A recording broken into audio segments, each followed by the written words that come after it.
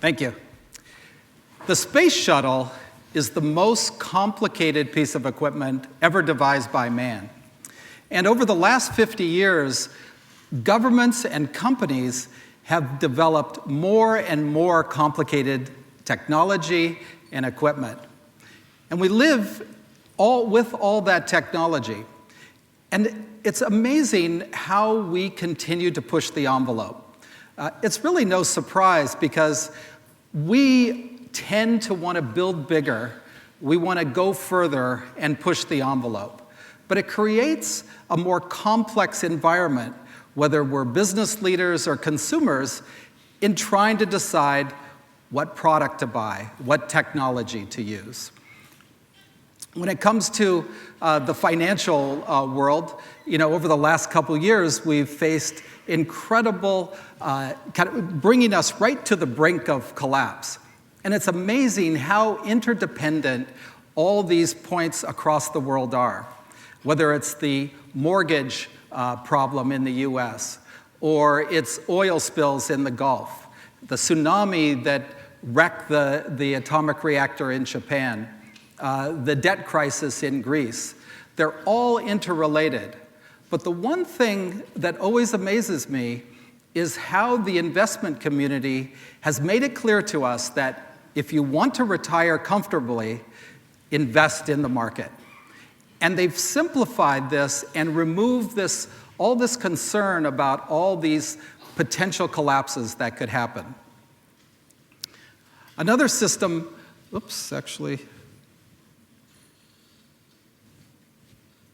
I must have skipped a slide, so I'll move on. With this fancy build, you can't go forward. What that leaves consumers with is this real battlefield of choice.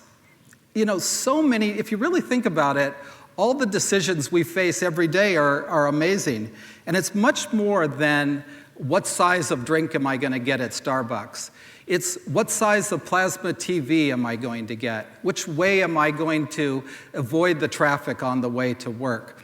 Which employee am I going to hire? Which objective am I going to set as the highest priority? More and more choices that really have to be dealt with on an individual basis, but it's overwhelming for consumers. And a perfect example of this is the entertainment retail business. And in the US alone, there's 140,000 full-length movies available. And on top of that, about 500 million TV shows. So how do customers decide?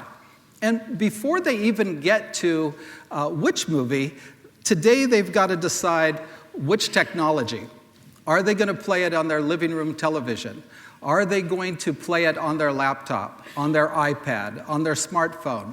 All these are questions they have to answer. And that's before they get to which movie. Am I in the mood for comedy? Am I in the mood for action? All these make very tough decisions for consumers. And while these are tough decisions, it's interesting how entertainment retailers have approached this. And when I was at Netflix, what we wanted to do was to make every title available.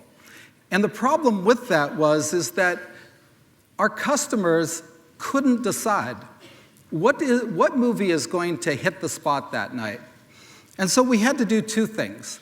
The first thing is we built a technology called Cinematch, which helped find the movie that would fit your mood. And this goes back to whether you're in the mood for a comedy or action. The problem was, by the time you received that film, which might be 1 day or 2 days later, you're no longer in that mood. And so we had to also combine that with a business model that allowed you to keep the movie long enough for the mood to come back. And the combination of that now is generating about 24 million subscribers who love the service, and despite the price increase, there's still a great business there. At Redbox, we took a different approach. We knew that 80% of all the demand for movies, whether it's in the movie theater, at rental, purchasing at Amazon, is centered around a very small set of titles. In fact, it's only 140 titles a year represent 80% of all the demand for movie entertainment. And we said, why drag the customer down these virtual aisles of, yes, high margin product, but product they really didn't want to have to be dragged through. It's very similar at a 7-Eleven or a grocery store. Why do you think they put the milk and the beer at the back of the store? It's to drag you through all these junk food products that you know aren't good for you, that you end up buying, but they're high margin.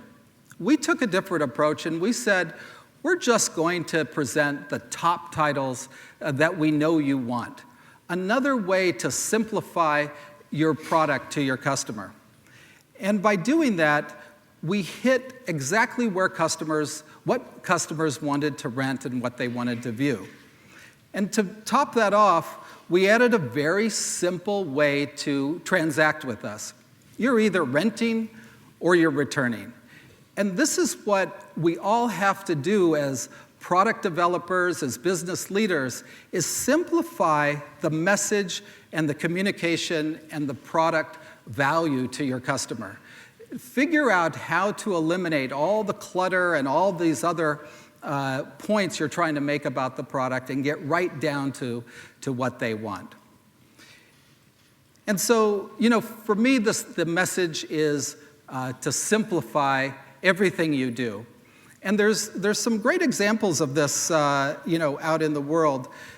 There are, when you think about going to a gas station, and you never have to worry about which side your credit card is facing for it to read. That's really, really simple. Searching a database at Google and just typing in a few words and coming up with your answer, that's really easy. Amazon one-click, that's an obvious way. And then internally, for internal process, Southwest Airlines using just one model type so that every pilot understands every pilot and mechanic understands exactly how to fix and how to operate the equipment. Incredibly efficient. And then there's things like turning off the lights. A couple of clicks and they're off. And they're back on again. I have to remember to pull this out because you can't do both. And so, it's really, if you're a business leader, a product developer, I would encourage you to do a number of things.